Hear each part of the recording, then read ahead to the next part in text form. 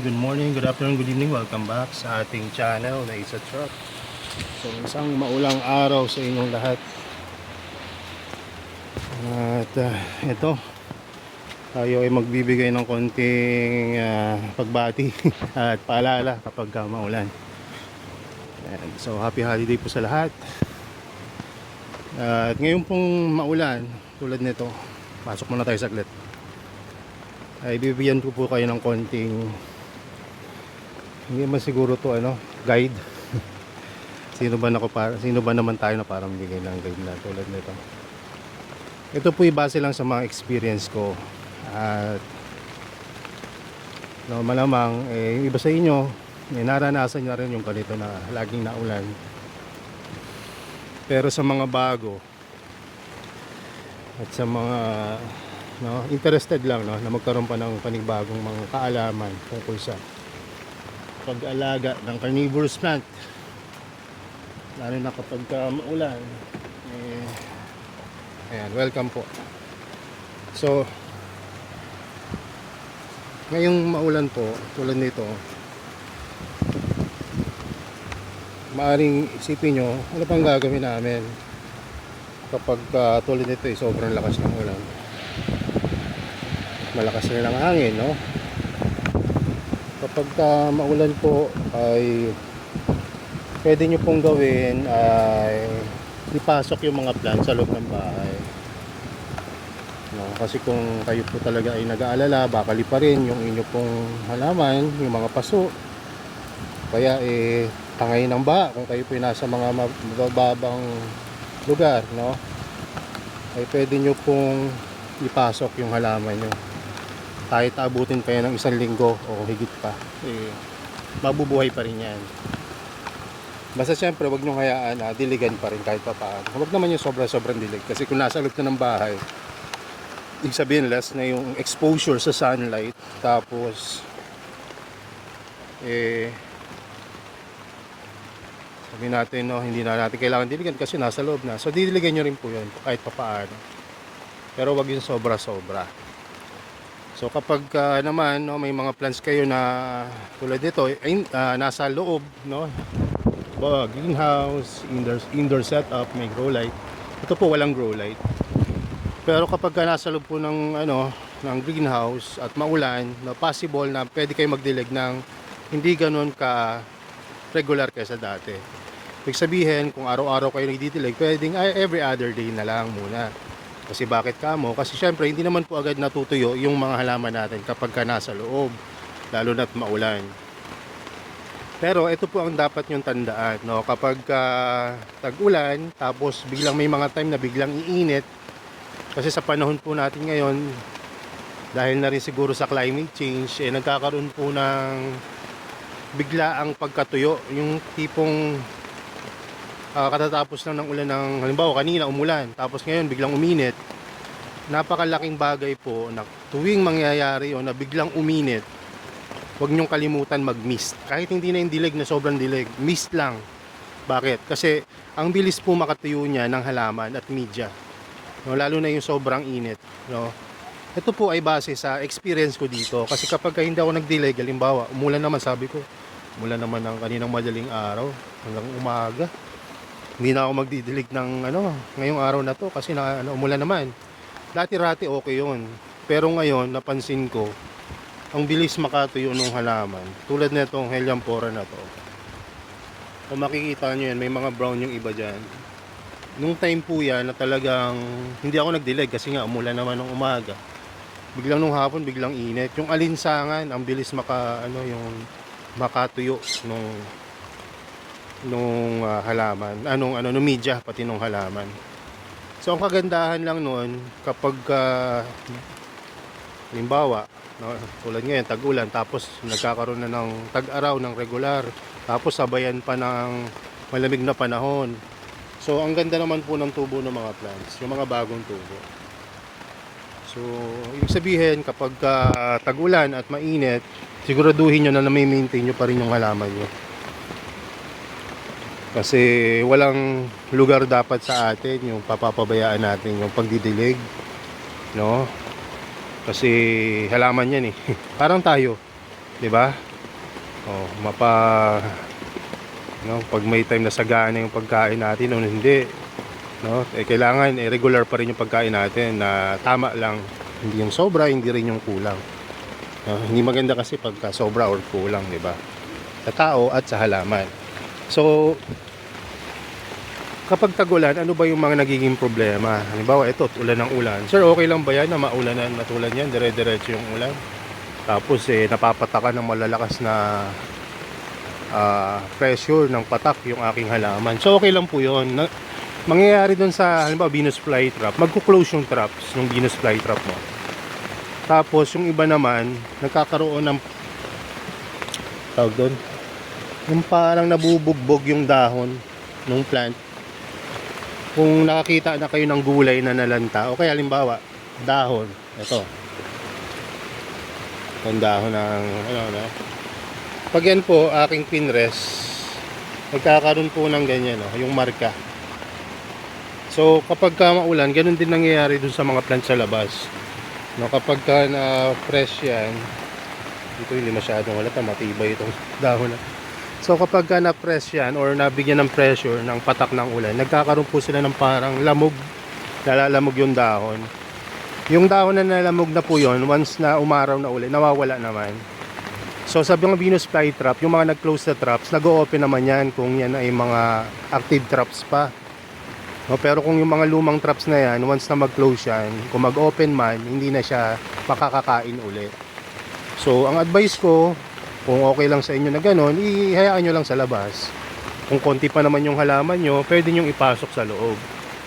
Pero kung ako sa inyo, sa labas nyo na lang. Para hindi masyadong maasikaso, makagawa pa kayo ng ibang gagawin nyo. So ano pa, pagka maulan? So pag maulan, advantage rin naman sa atin. Dahil nga, kung may mga halaman tayo na malalaki at marami yung medium o malaki yung paso, mas ma-absorb nila yung tubig. So iwas na lang kayo sa pagka nag-water tray kayo, matataas yung trays nyo, baka lumutang yung mga paso nyo dun sa tray. So kung mag-water tray man kayo, nipisan nyo lang. Yun, ayun lang naman yung mga pwede nyong gawin pag tag-ulan. So pwede rin kayong magtanggal ng mga damo, At isa pa na pinakamagandang gawin kapag tag-ulan, mag-propagate. Maganda mag-propagate ngayon tag-ulan kasi matagal bago matuyo yung mga dahon ng mga plants natin kapag tag-ulan. So kapag matagal matuyo, di ba? Mas matagal din or mas mataas yung tsansa na mag-germinate yung kung leaf pullings man yan or leaf pullings, pwede yun. So mas matagal yung buhay ng leaf. So mas mataas yung tsansa na mag-propagate, mag-strike siya. So maganda rin yun sa medium kapag nasa labas kasi nawawash yung medium. Kung mapapansin nyo dito, ito yung lugar na nababasa pag tag-ulan, ito yung hindi. Tingnan nyo. Yung medium niya dito mas maganda yung quality kumpara dito. Tingnan nyo naman, nangingitim na. Diba? So ibig sabihin nawawash yung media. May mga media ako dun, abutin na siguro 3 taon higit pa. Nagagamit ko pa hanggang ngayon. Kasi bakit? Nauulanan siya. Nagkakaroon ng time na ma-flash. Dun pala sa may mga media na sobrang tatagal na, dadagdagan nyo yan kung di sa ibabaw, sa ilalim. Kung malilit pa yung plants ninyo, sa ilalim nyo dagdagan. Kung malalaki na, yung ripat nyo na yan, lagyan nyo sa taas nyo, nalagyan toppings. Kung ayaw nyo i-uproot yung halaman. Kasi ang media na matatagal na, nade-decompose na yan. So, yung volume niya, bumababa na yan. Kung dati punong-puno yung nilagay yung media dyan, darating yung time tulad nito na naubos na yung media. Although meron pa rin yan, pero napakanipis na. So, dadagdagan nyo na. So, yun, Pagdating naman sa mga plants na ayaw ng sobrang tubig, huwag nyo lang i-water tray. Tulad halimbawa kung pink, huwag nyo lang siya i-water tray. Kaya niya kahit na maulanan sila. Hindi naman na nabubulok o nagka-crown rot basta't hindi naka-water tray, no? So masaya mag-alaga ng carnivorous plant kapag ayun, nabubuhay mo at healthy sila. Pero kapag may mga time na ayun nga, ano, mamatay o unsuccessful ka dun sa ginawa mong pag-alaga or propagation, syempre nakakalungkot at nakakawalang gana na mag-alaga, no? Kapag ka nagkapera ka uli at may pambili ka, ayun, minsan tatry ka uli. So maganda rin na minsan na nakikinig ka, no, sa halimbawa dito sa YouTube channel, magbasa ka ng libro about sa carnivorous plant, at higit sa lahat pakinggan mo rin yung sinasabi ng halaman sa'yo, no? So tingnan mo kung okay ba siya, no? Gumaganda ba siya dito sa lugar na pinaglagyan ko, sa medium na ginamit ko, sa ano, liwanag na binigay ko sa kanya, sunlight or grow light, no? Kung hindi, no, magtanong ka, baka acclimation lang yan, nasa acclimation process lang siya, o kaya masyado ng intense yung binigay mong lighting sa kanya or media na hindi pala nararapat. So magtanong-tanong ka kasi minsan hindi talaga maiwasan na kailangan natin magtanong. So meron nga akong nakausap nung nakaraan, nakabili na siya ng media. Ang media naman pala na nagamit niya dahil sa pagtitipid ay star moss, pero naka-labeled as sphagnum moss. So may mga ganun, no, na pangyayari. Kaya maganda na nagtatanong ka rin. Hindi lang sa isang tao, ha, maaaring 2 o 3 o higit pa. Kaya nga maganda rin may napapanood niyo yung video naman ganito kasi na-educate tayo. So ayun. So ano pa ba?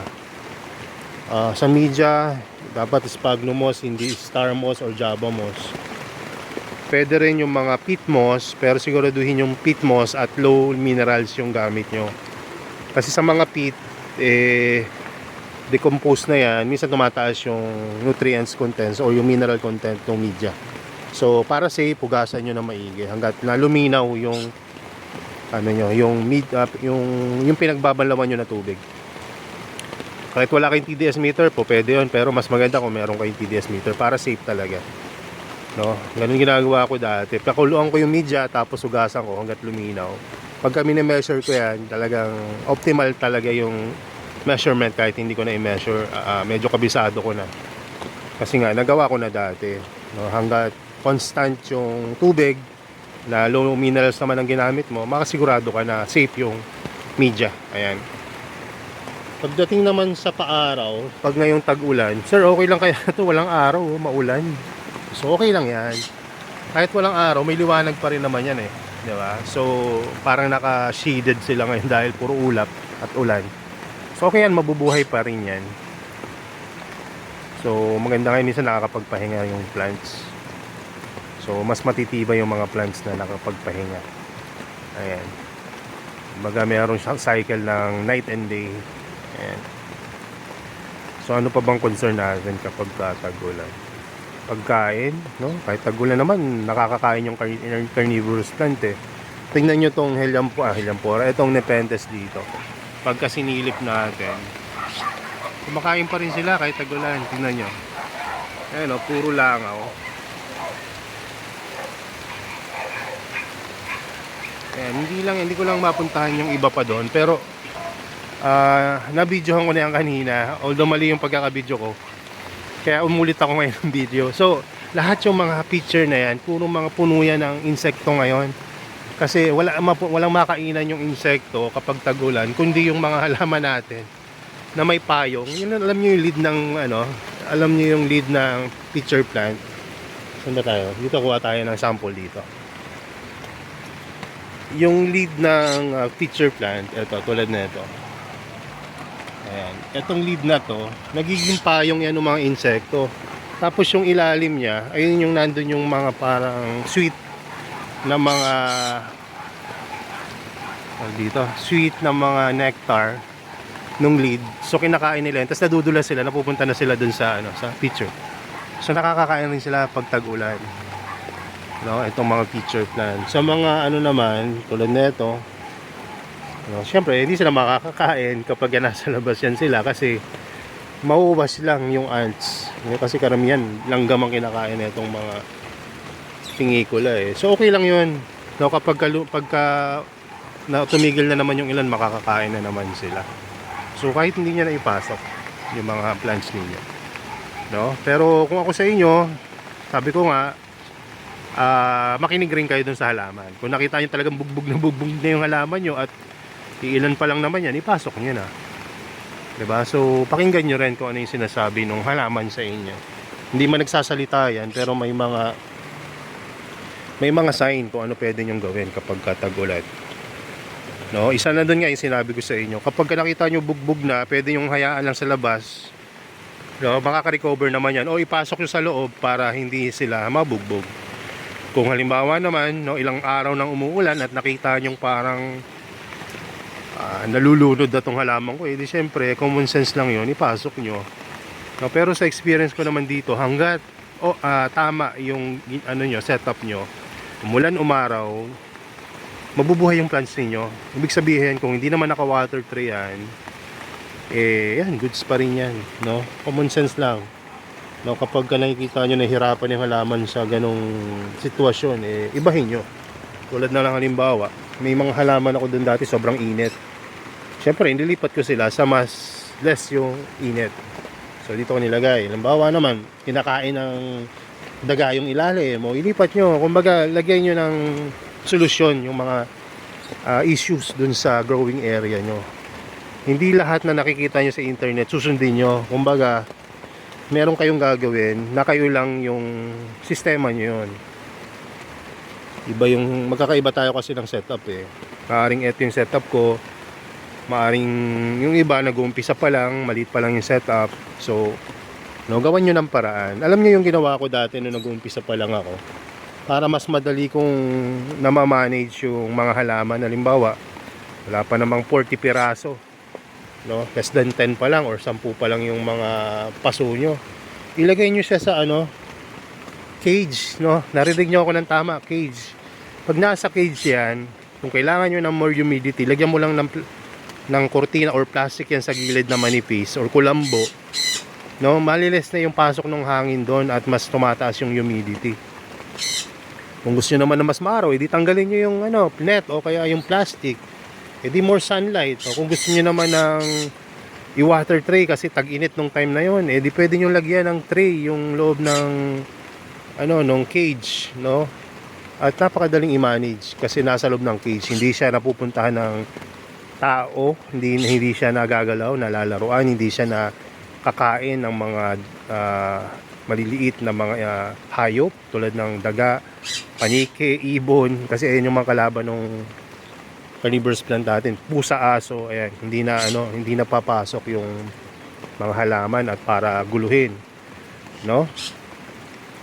So ayun, no, maganda rin talaga na naka-secure yung inyong mga plants, no? Kung kayo yung nasa may malaki namang bakuran na garahe, di-secure naman yung mga plants ninyo, no? So common sense lang, no? Kung anong pwede nyong gawin, basta yung tatlo ay hindi nyo nalalabag, ayun, kumbaga gawan nyo ng diskarte ng sarili. Ano ba yung tatlo na yan? Low mineral water, low mineral media, at enough sunlight or lightning, kung natural light yan ng sunlight or mapa-grow light man yan, kailangan yung tatlo na susunod nyo, no? So kapag nasunod nyo na yung tatlo, pwede na kayo dumiskarte ng mga ibang diskarte na matututunan nyo dito sa YouTube channel o kaya sa iba pang mga reference nyo na books and mga tanong-tanong sa Kohabi, no? Maganda kasi sa natin, sa community natin, yan, tulungan na lang tayo, no? Maganda rin na ganyan. So yun lang. Happy holiday sa lahat at God bless sa inyo at sa inyong buong pamilya. At salamat sa pagtangkilik sa ating YouTube channel, sa ating FB page na Pet Plants Philippines, no? Pati na rin sa ating Shopee store, no? Talaga naman malaki rin talaga yung kumbaga na itutulong, no, dito sa amin, no? Lalo na ngayon na bumabawi tayo na makakolek uli ng mga bagong mga species ng mga carnivorous plant. So yun lang, at kapag kailangan nyo ng discount, magsabi lang kayo sa akin. Ito pala, no, kapag minsan nauubos na yung voucher, kasi limited yung voucher natin, no, pwede kayong halimbawa gusto nyo 10%, 20% discount, no, pwede nyo computein, halimbawa, 500, gusto nyo budget nyo lang 400, yung 100 na, 20% yun, di ba, ng 500. So, nyo lang, negotiate, di ba, meron naman negotiate, pwede mong tawaran sa Shopee, may option yan na ganyan. So, try nyong makipag-negotiate o kaya i-message nyo ako para ma-activate ko yung voucher. Kasi minsan nauubos pala yung voucher. May limit pala yun. So, magsabi lang kayo sa akin. No? At kung possible naman na mabigyan ng discount, mabibigyan ko kayo. At yun. Salamat. Salamat po sa lahat. At God bless po. Bye-bye. Ingat po.